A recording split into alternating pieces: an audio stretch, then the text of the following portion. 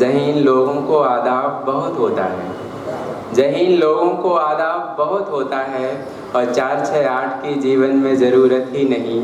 सच्ची आँखों को एक ख्वाब बहुत होता है, सच्ची आँखों को एक ख्वाब बहुत होता है। ये देखिए कि सदियों पुरानी रीत से आगे नहीं बढ़े, सदियों पुरानी रीत से आगे नहीं बढ़े, कुछ प्रेमियों की प्रीत से आगे नहीं बढ़े, कुछ प्रेमियों की प्रीत से आगे नहीं बढ़े। वो लोग ज़िंदगी में और क्या ही जिएंगे जो लोग हार जीत से आगे नहीं बढ़े, जो लोग हार जीत से आगे नहीं बढ़े।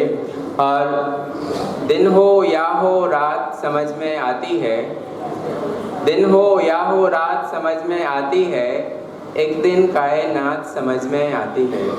और पहले पहले सब कुछ अच्छा लगता है, पहले पहले सब कुछ अच्छा लगता है, धीरे धीरे बात समझ में आती है, धीरे धीरे बात समझ में आती है। और ज्ञानी हो जी तुम दिलवाले थोड़ी हो, ज्ञानी हो जी तुम दिलवाले थोड़ी हो, दिलवालों की जात समझ में आती है, दिलवालों की जात समझ में आती है। और जो तपता है आग उगलती गर्मी में, उसको ही बरसात समझ में आती है। बहुत बहुत धन्यवाद रविंद्र जी। इसके बाद विशाल जी टीकमगढ़ से हमारे बीच उपस्थित हैं। जोरदार तालियों से स्वागत कीजिए विशाल जी।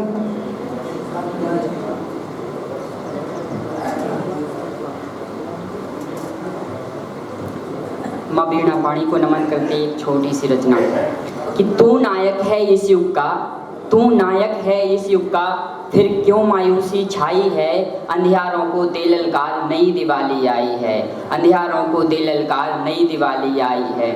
तू रामचंद्र तू राघवेंद्र तू कौंसले तू परमानंद, तू रामचंद्र तू राघवेंद्र तू कौंसले तू परमानंद, तू चलता फिरता पवित्र धाम, तू ही त्रेता का श्री राम, तू भील दलित का उपकारी, भालू बंदर का हितकारी, तू ही केवट का मित्र बना, तुझसे ही रामचरित बना, क्यों भूल रहा मेरे यारा, तूने ही लंका ढाई है, अंधियारों को दे ललकार नई दिवाली आई है। तू ही द्वापर का ग्वाला है, तू ही द्वापर का ग्वाला है, तू चक्र सुदर्शन वाला है, तू श्याम मुरारी गिरधारी, तेरी ही राधा प्यारी, तू ही गीता का ज्ञान हुआ, तू ही सबका भगवान हुआ, तू ही गीता का ज्ञान हुआ, तू ही सबका भगवान हुआ, तू ही अर्जुन का सागर है, तू यादव नटवर नांगर है, अरे द्रौपदी का भ्राता है तू, तूने लाज बचाई है, अंधियारों को दे ललकार नई दिवाली आई है।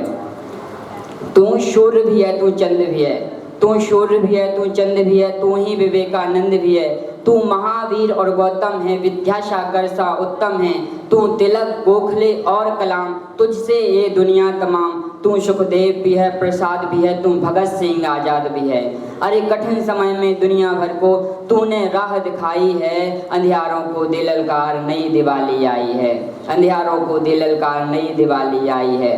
तू दयानंद तू दयानंद, तू अम्बेडकर, तू टोपे है तू सावरकर, तू कृष्णन है सरदार भी तू, शास्त्री सा दमदार भी तू चंद्रगुप्त पौरस प्रताप, तू मंगल पांडे की है छाप, तूने जीती हर बाजी है, तू ही तो वीर शिवाजी है, अरे विश्व पटल पर कई विजय तूने ही लिखवाई हैं, अंधियारों को दे ललकार नई दिवाली आई है, अंधियारों को दे ललकार नई दिवाली आई है। और लास्ट बंद साहित्यकारों की ओर, तू वाल्मीकि तू कालिदास, तू वाल्मीकि तू कालिदास, रसखान भी तू सूरदास, तू प्रेमचंद तू है कबीर, तू मिर्जा गालिब और मीर, तू तुलसी और रहीम भी है, तू कविता का सुप्रीम भी है, तू भूषण गुप्त और जयशंकर, तू पंथ चतुर्वेदी दिनकर, अरे महाभारत जैसी कविता तूने ही तो गाई है, अंधियारों को दे ललकार नई दिवाली आई है, अंधियारों को दे ललकार नई दिवाली आई है। धन्यवाद।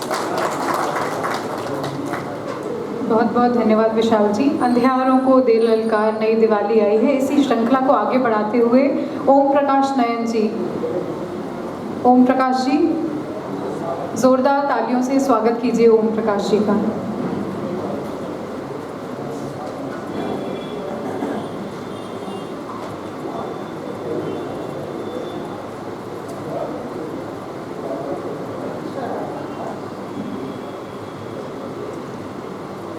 माँ सरस्वती को नमन करने के साथ ही आप सभी को नमन करता हूँ।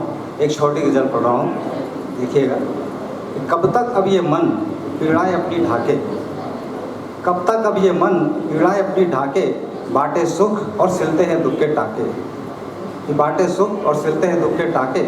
और संघर्ष किया है जीवन में किसने कितना, संघर्ष किया है जीवन में किसने कितना, अंतर मन की परखी में वो खुद ही आके। कि संघर्ष किया है जीवन में किसने कितना, अंतर मन की परखी में वो खुद ही आके। और प्यार की दौलत के बारे में ये सच है कि प्यार की दौलत के बारे में ये सच है, आंचल में मिलती है ममता वही माँ के। कि प्यार की दौलत के बारे में ये सच है, आंचल में मिलती है ममता वही माँ के।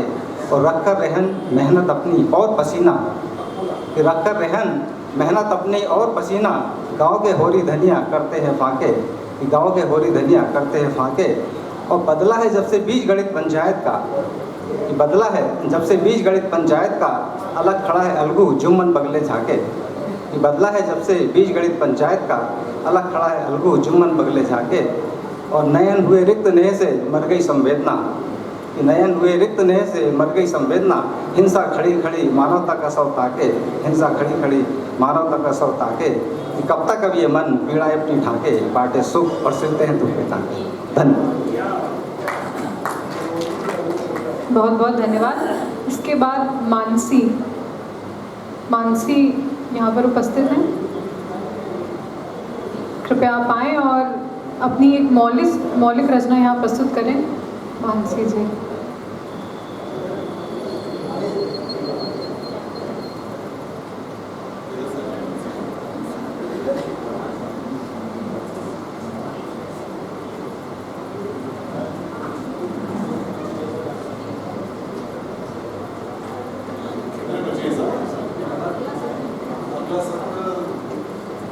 इसके बाद ही है और हमारा 1 घंटा पहले चल रहा है मैडम आज सुबह से। तो जो साथियों के नाम है हमें उन्हें बुला लेते हैं और नए नाम नहीं जोड़ते हैं। और समय सीमा 2 मिनट अब कर दी गई है क्योंकि अगले सत्र की प्रतीक्षा है।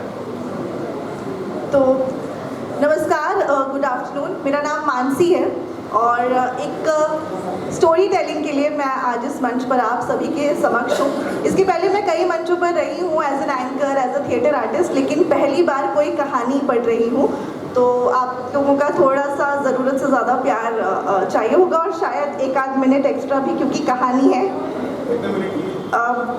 3-3.5 मिनट में वाइंड अप हो जानी चाहिए। तो ये बेसिकली एक ट्रैवलॉग आप इसको कह सकते हैं, यात्रा वृतांत, जो कि एक दस्ताने के नज़रिए से। और कहानी शुरू होती है वहाँ से जहाँ पर यादों के बॉक्स में एक पुराना दस्ताना मिलता है। तो शुरू करते हैं। दास्तान दस्ताने की। यादों के पिटारे से आज एक पुराना दस्ताना मिला है और इस दस्ताने ने न जाने कितनी ही भूली बिसरी सूखी सी यादों को एक बार फिर से सीला कर दिया है।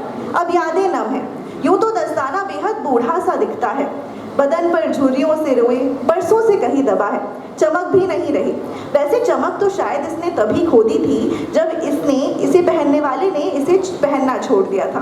फिर सवाल ये उठता है कि ये बेरंग बेजान बदसूरत सा दस्ताना किसी के यादों के पिटारे में रहने जितना खास क्यों है?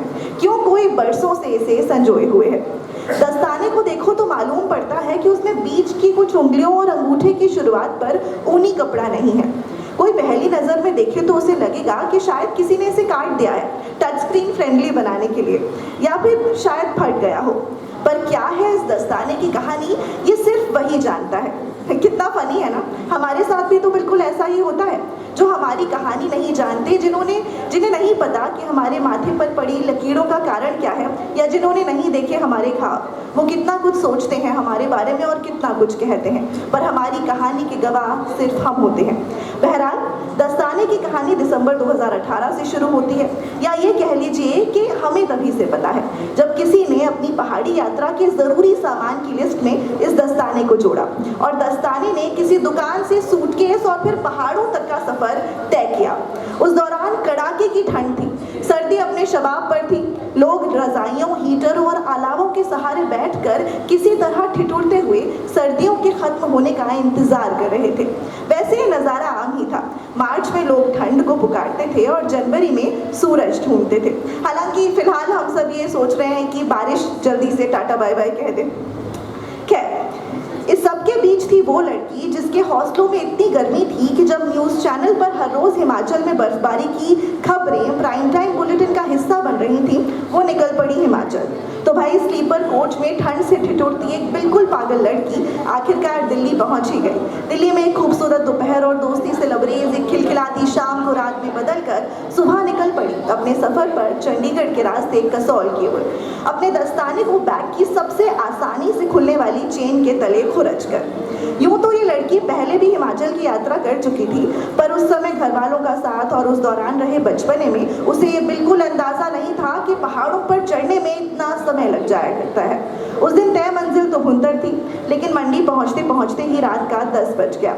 वो सोच ही रही थी कि क्या किया जाए। इसी बीच ड्राइवर ने एक जोरदार और काफ़ी खतरनाक टर्न लिया और वो समझ गई कि अब मंडी पर उतर जाना ही ठीक है। और अगले ही पल वो अपना सामान लिए मंडी में सड़क किनारे खड़ी थी। ठंड अब जोरदार थी, दस्ताने को भी लगा कि अब उसकी ज़रूरत पड़ने वाली है। वो ड्यूटी के लिए तैयार होकर बैठ गया, पर होटल ढूंढने की टेंशन ने दस्ताने होने का वजूद फीका कर दिया। कई बार हम सोचते हैं, थोड़ा बुरा भी लगता है कि जिन लोगों के लिए हम ज़रूरी हैं, क्या वो लोग अब हमें भूल गए हैं या अब उन्हें हमारी ज़रूरत नहीं है। पर आप सोचिए, शायद कोई अपनी ही उधेड़ बुन में उलझा हो। तो कहाँ थे हम? हाँ, होटल मिल गया और अगले दिन फिर उसी टेम्पो के साथ वो निकल पड़ी। होटल के दरवाजे के बाहर निकलते ही एक खूबसूरत सुबह ने उसे गले लगा लिया। पिछली रात जितना खराब ये शहर लग रहा था, सामने दिख रहे पहाड़ कह रहे थे कि उतना भी बुरा नहीं है। अंधेरा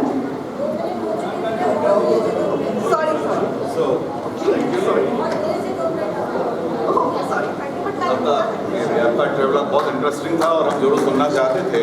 और आपके उत्साह के लिए आपको साधुवाद। आपकी रचनात्मकता इसी तरह पोषित हो, इसी तरह परवान चढ़े। इस जागृत मंच पर आपकी हाजिरी लगी है, ये बहुत महत्वपूर्ण है। एक तरह का आपका लॉन्चिंग पैड है। आपके उज्ज्वल भविष्य के लिए बहुत बहुत शुभकामनाएं। वरिष्ठ जनों ने आपको अग्रिम पंक्ति में बैठ के और पिछली सीटों पर बैठ के सुना है, ये आपके लिए बड़ी बात है। और अगला सत्र हमारा बहुत महत्वपूर्ण है, उसके लिए अब मैं अभिषेक जी को मंच के साथ सौंपता हूँ। बहुत धन्यवाद।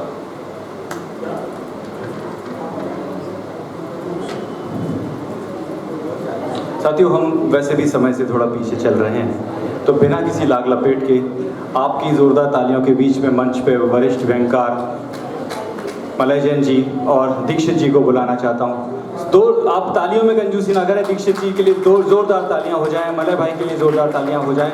आज दोनों मूर्धन्य साहित्यकार वर्तमान में व्यंग इस टॉपिक पर बात करेंगे।